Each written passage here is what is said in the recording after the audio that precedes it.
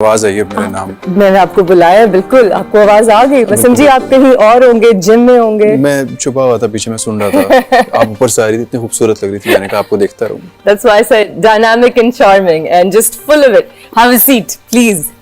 Thank you for coming on my show, Sama. Thank you so much. Coffee पहले से है मेरे लिए। Thank you so much. I'm so glad you came. आपने वक्त निकाल लिया। कैसी जा रही है? अल्हम्दुलिल्लाह, ऑल गुड। अच्छा उसामा, आज मैं आपका इंटरव्यू कर रही हूँ। आज मैं आपकी को स्टार नहीं हूँ। जो लोग नहीं जानते, हमारा इस वक्त एक ड्रामा ऑन एयर है जिस पे हम थोड़ी देर बाद आएंगे। उसका नाम है गैर। देखना ना भूलिएगा, क्योंकि सब देख रहे हैं। क्योंकि सब देख रहे हैं। तो मुझे आपके बारे में बड़ी मजे की बात पता चली। आप चार्टर्ड अकाउंटेंट थे।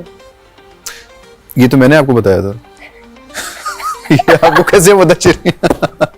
मुझे कब बताया था? बता दी बात हुई थी? ये बताया था। आपने एक बहुत एकेडमिक करियर छोड़ा और आप आर्ट्स में आ गए। किस लिए? पैशन हमेशा से था टू बी एन एक्टर?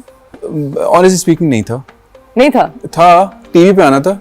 अच्छा। लेकिन ये नहीं पता था, क्योंकि हमारे यहाँ सोसाइटी में ऐसा है नहीं ना कि बताया हो कि मॉडलिंग एक डिफरेंट सेगमेंट है, टीवी पे आना एक डिफरेंट है। तो बस मीडिया में आना था। और आप एक कंजर्वेटिव शहर से भी थे। मैं गुजरांवाला से हैं आप। जी बिल्कुल। तो वहाँ पे तो नहीं है एज सच अपॉर्चुनिटीज। अब तो लाहौर में भी नहीं है उस तरह से। अब कराची में ही है अगर है तो। अब कराची में ही है जो है। कराची में बहुत लिमिटेड है, लेकिन गुजरांवाला या लाहौर, तो मैं लाहौर चला गया था 2008 में। मैं 6 साल रहा हूँ लाहौर में। अच्छा। उसके बाद फिर मैं और वहाँ पे आपने मॉडलिंग की पहले? नहीं, मैंने वहाँ पे पढ़ाई की सबसे पहले तो। अच्छा, माशाल्लाह। फिर मैंने जॉब की वहाँ पे। वाह। फिर मैं दुबई गया। ओके। जॉब ढूंढने के लिए। मिली? नहीं। अच्छा। फिर मैं वापस आया। अच्छा। फिर उन दिनों एंजेलिन आई हुई थी। एंजेलिन आई थी। फिर वो स्टोरी आपको पता है कि एंजेलिन आई हुई थी। एंजेलिन कास्टिंग कर रही थी, तो एंजेलिन ने मुझे कास्ट किया। That's it. और हम भी, आपकी गैर में भी जो कास्टिंग हुई है वो एंजेलिन के थ्रू किसी। मैं सबको बताना चाहता हूँ कि मेरी जो गैर में कास्टिंग हुई है, मैं पर्ची था। ये उष्णा की पर्ची था। हम असल में साथ में एक टेलीफिल्म कर रहे थे। और देखिए, हमारी इंडस्ट्री छोटी सी है। जो स्क्रिप्ट किसी और को गया वो रोटेट होके हर एक के पास जाता है। सो अगर कोई कहे कि ये XYZ first choice, second choice जो भी थे ड्रामा में, तो यही सबको सब ड्रामे ऑलमोस्ट ऑफर हो रहे होते हैं। बहुत रोटेट करते हैं। सो हमारे जो हीरो थे उस वक्त, अनफॉर्चुनेटली उनकी वालिदा बहुत बीमार हो गई एंड उनको जाना पड़ा वापस। और ड्रामा बहुत देर के लिए होल्ड पे चला गया एंड वो शूट करना था और वो नहीं वापस आ सकते थे। तो हमें एक हीरो चाहिए था और हम बहुत परेशान थे। और हम जब टेलीफिल्म में मिले तो उष्णा ने मुझसे दूसरे दिन पूछा कि तुम क्या कर रहे हो। Yes, because मैंने देखा कि कितने पैशनेट है अपने काम को लेके और कितने मैं कुछ नहीं कर रहा। फिर उष्णा ने कहा तुम्हें कॉल आएगी नदीम भाई की। नदीम भाई की कॉल है। भाई कॉल है। और मैं आज भी ये कहता हूँ कि डे 1 वो टेलीफिल्म वाला दिन और आज पता नहीं ऐसा क्या है कि उष्णा को देख के ना मुझे डर लगता है। जैसे दो लोग हैं, चीज पकड़ाए मुझे मारना है इस आदमी। जैसे दो लोग हैं, एक सबा पर सबा हमीद। अच्छा। मुझे लगता है कुछ पर्सनैलिटीज ऐसी होती हैं। हो रहा है। नहीं, सबा आपा कितनी अच्छी है। सबा आपा कितनी अच्छी है। सबा आपा बहुत अच्छी है। सबा आपा के साथ मेरा ये दूसरा ड्रामा था और उसके बाद तीसरा चल रहा है। उनकी डायरेक्शन में भी मैंने काम किया हुआ है। सबा आपा लेडी वाइब्स ना। हाँ, सबा आपा इतनी अच्छी है। सबा आपा हंसती बात करती है, लेकिन उनसे डर लगता है। उनके सामने सीन करते हुए भी डर लगता है। तो एंजेलिन आई हुई थी उन दिनों। एंजेलिन आई हुई थी एंड यू स्टार्टेड। उसने एक ड्रामा एंजेलिन का चल रहा था, एक दूसरे टीवी का, उर्दू 1 का चल रहा था। तो उसने वो कास्टिंग कर रही थी, तो मैंने एंजेलिन को ऑडिशन दिया था। एक छोटा सा कैरेक्टर ही था। फिर एंजेलिन ने कहा था मैं तुम्हें रेफर कर दूंगी कराची में। अच्छा। तो एंजेलिन ने मुझे हम टीवी में रेफर कर दिया था, डिफरेंट चैनल्स पे रेफर कर दिया था। पेरेंट्स ने क्या कहा?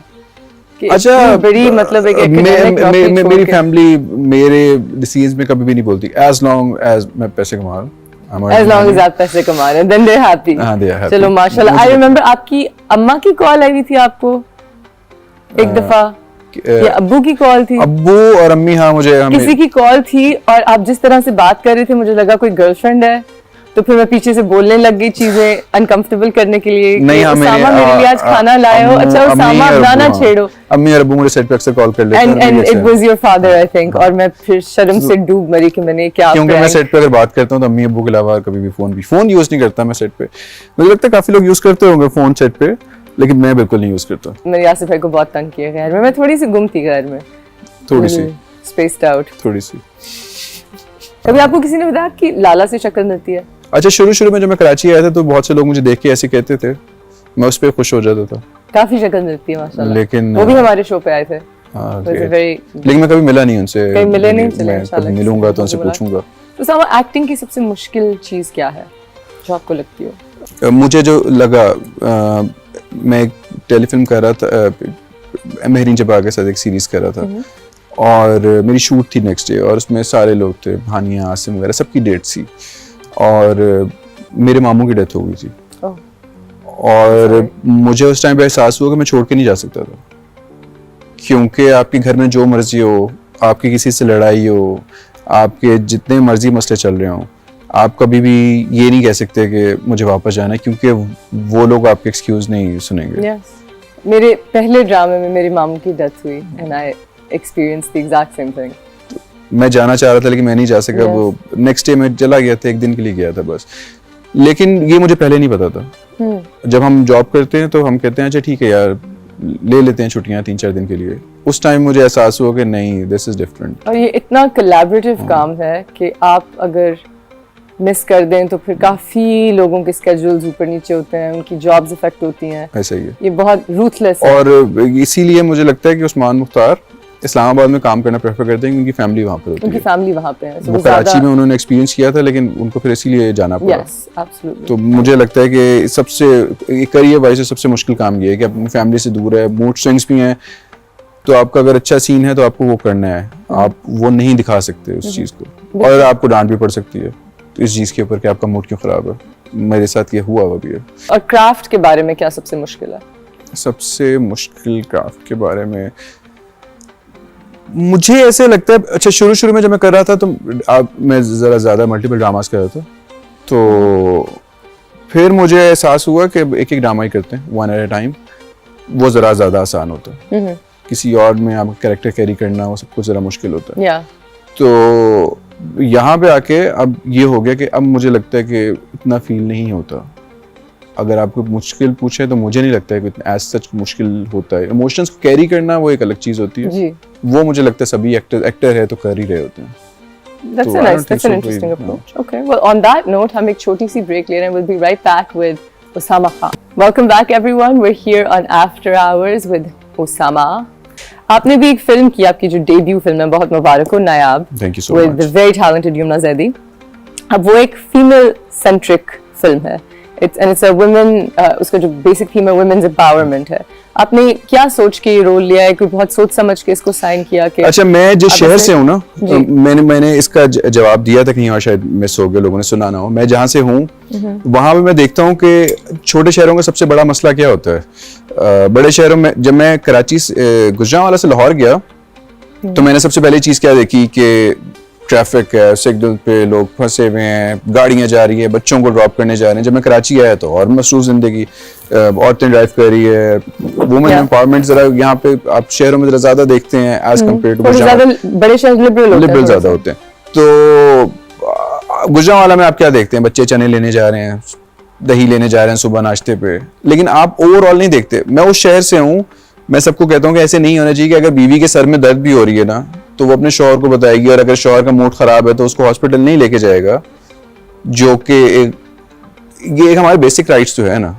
आप तो बिल्कुल इंडिपेंडेंस छीन लेगी। हाँ, मतलब इतनी तो देनी चाहिए ना, कि देनी तो खैर मैं कहता हूँ देनी क्या बात होती है, उनकी अपना राइट है, बेसिक राइट है।